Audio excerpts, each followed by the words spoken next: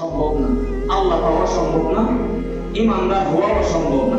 সারা জীবন যদি কোনো মানুষ বলে লা ইলাহা ইল্লাল্লাহ, লা ইলাহা ইল্লাল্লাহ, আল্লাহ এক, আল্লাহ এক, হিন্দু বেটা যদি সারা জীবন কিয়ামত পর্যন্ত বলে মুহাম্মদ রাসূলুল্লাহ না বলার আগ পর্যন্ত ওই ব্যক্তি মুসলমান হবে না। সুবহানাল্লাহ জোরে বলবেন না? বলে কেন হবে না?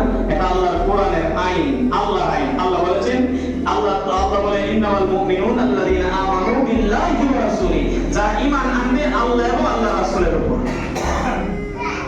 কথা বলেন না কেন? আমানু বিল্লাহি মুদ্রুক বললে শেষ, আর বলা দরকার ছিল না। আল্লাহ বিল্লাহি পর আবার লাগাইছে ওয়া রাসূলিহি, এবং আমার রাসূলের উপর।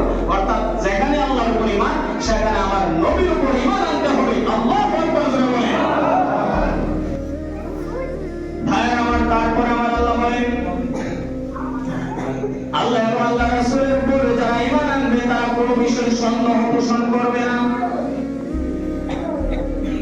কোন বিষয় যখন আমার নবীর তরফ থেকে বলা হবে তারা বিনা সন্দেহে তা কবুল করে নেবে। আল্লাহর তরফ থেকে যখন কোরআনুল কারীমের মধ্যে কোন নিদর্শন আসবে, কোন নির্দেশনা আসবে, তারা বিনা দলিলে মেনে নেবে। কারণটা কি? এটা হচ্ছে আমার আল্লাহর কথা, এটা হচ্ছে আমার নবীর কথা, এর মধ্যে কোনো সন্দেহ করা যাবে না। যেমন সিদ্দিক আকবরের কাছে যখন ইহুদিরা গিয়ে বলল, ও আবু বকর শুনছুনি খবর? বলে কি? একটা মানুষ মদিনাতে, একটা মানুষ মক্কাতুল মুকাররমার মধ্যে বলে বেড়াইতাছে, রাতের বেলা সাত আসমান পাড়ি দিয়া আল্লাহর বাড়িতে গেছে, জান্নাত দেখলো, জাহান্নাম দেখলো, সবকিছু দেখার পর আবার রাতের বেলা মক্কাতে চলে এসেছে।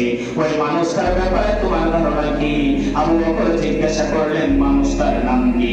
এবার ইহুদি বললেন ওই মানুষটার নাম হচ্ছে মুহাম্মদ।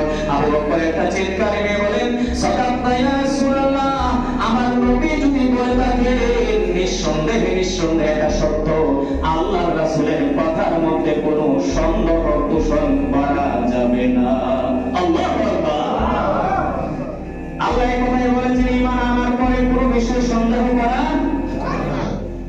যে নামাজ পড়লে কি জান্নাতে যাবো, আবার নামাজ তো যেতে পারি না। আল্লাহ বলেছে যাকাত দিলে সওয়াব হইব, যাকাত দিলে কি সওয়াব হাসিল হইব? আল্লাহ বলেছে কুরবানি করলে সওয়াব হইব, কুরবানি করলে কি সত্যি সত্যি সওয়াব হইব? তো এর মধ্যে সন্দেহ হইতাছে। এই সন্দেহ করে যদি ইবাদত করে, ইবাদত কি কবুল হবে?